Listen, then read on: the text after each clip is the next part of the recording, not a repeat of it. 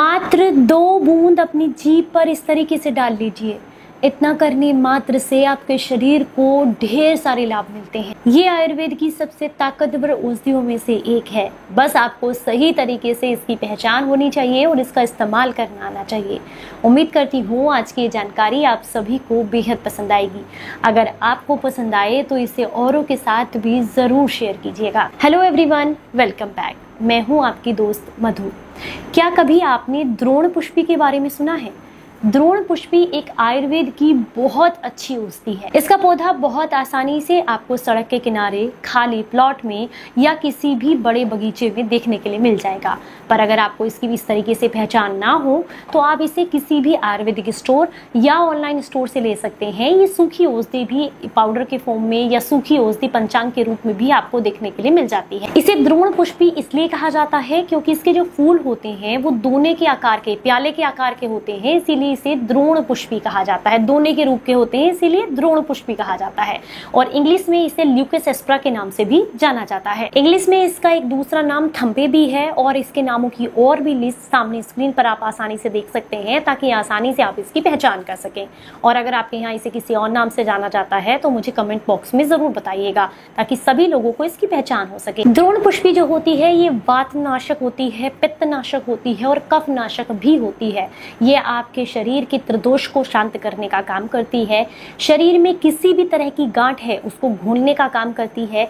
Anti cancer की तरह body पर काम करती है। जॉइंट्स पेन में आपको रिलीफ देने का काम करती है। इसके बहुत सारे फायदे हैं। चलिए एक एक करके इसके फायदों के बारे में जानते हैं और किस तरीके से फिर आपको इसको इस्तेमाल करना है, चलिए ये भी आपको बताएंगे। तो सबसे पहला फायदा इसका इस चीज के लिए है कि अगर आप चाहते हैं कि आपके पेट में किसी तरह के अल्सर है, इन्फेक्शन है, इंडाइजेशन से रिलेटेड आप किसी समस्या से परेशान है तो आप इसका इस्तेमाल जरूर करें। ये अपच की समस्या को दूर करती है। अगर आप बहुत लंबे समय से सर्दी, खांसी, जुकाम, कमजोर इम्यूनिटी से परेशान हैं तो ऐसे में इसकी पत्तियों का रस निकाल लें और 4-5 बूंदे इसकी पत्तियों का रस और आपको लेना है 1 चम्मच शहद, उसमें मिला करके इसका अगर सेवन किया जाए रात को सोने से पहले या सुबह खाली पेट तो ये पुरानी से पुरानी खांसी की समस्या को जड़ से खत्म कर देती है। अगर आपको अपच और गैस, एसिडिटी, ब्लॉटिंग बहुत ज्यादा रहती है तो ऐसे में इसकी पत्तों की सब्जी बना करके खाना, साग बना करके लेना या इसका पाउडर भी आप इस्तेमाल कर सकते हैं।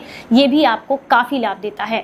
अगर आप बहुत लंबे समय से खून की कमी, फैटी लिवर की समस्या से परेशान हैं या किडनी में किसी तरह का इन्फेक्शन है तो ऐसे में इसकी ताजी पत्तियों का 5 से 10 ml की मात्रा में रस और साथ में थोड़ा सा काली मिर्च और चुटकी भर सेंधा नमक अगर आप लेते हैं तो ये भी आपके जो है फैटी लिवर की समस्या को दूर करता है। इसके अलावा पीलिया की समस्या को दूर करता है। खून बढ़ाने में और खून को साफ करने में ये काफी मदद करती है। इसके पंचांग का काढ़ा बना करके लेने से आपको गठिया के रोग में काफी लाभ मिलते हैं। अगर जोड़ों में किसी भी तरह का दर्द है, घुटनों में सूजन है, कमर में दर्द है, साइटिका है, इन सब में इसका लाभ मिलता है अगर आप इसका पंचांग का काढ़ा बना करके लेते हैं। काढ़ा कैसे बनाना है, रस कैसे इस्तेमाल करना है और सबसे इजी तरीका क्या है वो वीडियो के एंड में मैं आपको बताऊंगी, तो इसलिए वीडियो को जरूर एंड तक देखिएगा। दाद, खाज, खुजली की समस्या से परेशान रहते हैं तो ऐसे में इसके पत्तों का पेस्ट बना करके नीम के पत्तों के साथ अगर लगाया जाए तो ये दाद, खाज, खुजली की समस्या को जड़ से खत्म कर देती है। द्रोण पुष्पी के जो बीज होते हैं इसका काढ़ा बना करके लेने से अनिद्रा की समस्या जो है वो काफी हद तक दूर हो जाती है। स्ट्रेस लेवल कम होता है और नींद गहरी आती है। हड्डियों के बुखार की समस्या से परेशान है और बहुत लंबे समय से फीवर है और बार बार फीवर लौट कर आता रहता है जिसकी वजह से इम्यून सिस्टम कमजोर हो रहा है तो ऐसे में इसके पंचांग का काढ़ा बना करके लेने से भी आपको काफी लाभ मिलते हैं। और सबसे अच्छी बात यह कि सिर्फ इसका काढ़ा बना करके पीने से ही आपको लाभ नहीं मिलते हैं। अगर आपका ज्वर बहुत ज्यादा बढ़ा हुआ है यानी कि बुखार आपको बहुत ज्यादा बढ़ा हुआ है तो ऐसे में इसका काढ़ा जो आप बनाते हैं उसका अपने शरीर पर उसमें भिगो करके काढ़े के अंदर गुनगुना जब वो रह जाए तो उसमें कपड़ा भिगो लीजिए कोई और उसको अपने शरीर पर लगाते हैं तो इससे भी ज्वर को कम करने में आपको काफी मदद मिलती है। अगर हम इसके उपयोगी भाग की बात करें तो पूरा पंचांग भी इसका काम में आता है। इसके बीज काम में आते हैं, इसके पत्ते काम में आते हैं, इसकी जड़ भी काम में आती है।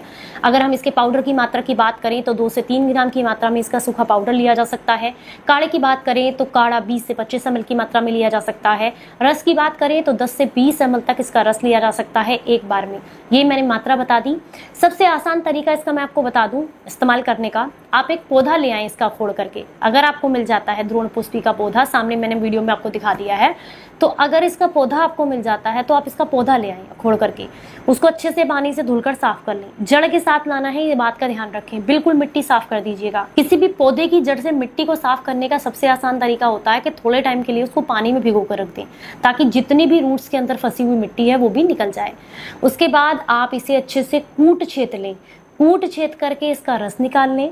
किसी कांच की शीशी में आप इसको भर लें। इसमें से 2-3 बूंदें रोजाना दिन में किसी भी समय, रात को सोने से पहले या सुबह खाली पेट करेंगे तो बहुत ही बढ़िया है।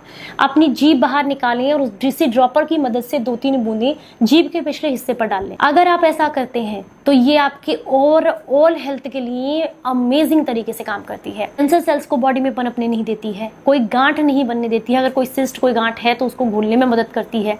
इसके अलावा इम्यून सिस्टम स्ट्रॉन्ग करती है, जॉइंट्स पेन में रिलीफ करती है, फैटी लिवर की समस्या दूर करती है, इनडाइजेशन की समस्या दूर करती है, वात दोष, पित्त दोष और कफ दोष को दूर करने में ये मदद करती है ना आसान तरीका। अब आप कहेंगे कि उस रस को कितने दिन तक स्टोर कर सकते हैं। कोशिश करें कि उसे जो है आप फ्रिज में स्टोर करें, क्योंकि ये जितनी भी औषधियां इस तरीके से हम इस्तेमाल करते हैं उनको बाहरी टेम्परेचर पर नहीं रखा जाता निकालने के बाद, और 1 हफ्ते के अंदर अंदर आप उसको कंज्यूम कर लें। उससे ज्यादा आप उसको स्टोर करके ना रखें, बस 1 से 2 बूंदें आपको इस्तेमाल करनी है। तो सबसे अच्छा तरीका है कि आप एक पौधा लें, उसको कूट छेद करके रस निकालें, शीशी में भरें, परिवार के जितने भी लोग हैं सबको 1-1, 2-2 बूंद की जीभ पर डालें, तो 2-4 दिन में खत्म हो जाएगा, फिर से निकाल सकते हैं।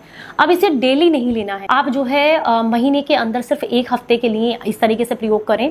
छोटे बच्चों को इसको नहीं देना है। अगर छोटे बच्चों को आप देना चाहते हैं तो उसके पत्तों की सब्जी बना करके दे सकते हैं। अब आप कहेंगे अगर इस तरीके से नहीं मिले, सूखे फॉर्म में मिले, पाउडर के फॉर्म में मिले, तो पाउडर कैसे लेना है। पाउडर को गुनगुने पानी या नॉर्मल पानी के साथ 2 ग्राम लेना है। आपको काफी बेनिफिट देता है वो भी, हालांकि इसकी ताजी औषधि आपको ज्यादा लाभ देती है। हाँ, काढ़ा बताना रह गया है। काढ़ा बनाने के लिए, इसका पंचांग का काढ़ा बनाने के लिए जितना भी आपने इसको कूट छेद करके तैयार किया है उसकी दुगनी मात्रा में आपको पानी रखना है। जब वो पानी आधा रह जाए उसके बाद छान करके इस काढ़े को सिर्फ 15 से 20 ml की मात्रा में या मैक्सिमम 25 ml की मात्रा में ले सकते हैं। इससे ज्यादा मात्रा में एक बार में इस्तेमाल नहीं करना है। उम्मीद करती हूँ आप सभी को पसंद आई होगी आज की वीडियो, और अगर आपको पसंद आई है तो ज्यादा से ज्यादा लोगों तक इसको शेयर कीजिएगा। चलिए फिर मिलूंगी किसी नई जानकारी के साथ। तब तक अपना बेहद ख्याल रखिए और हंसते मुस्कुराते रहें। Stay healthy, stay happy. Bye bye.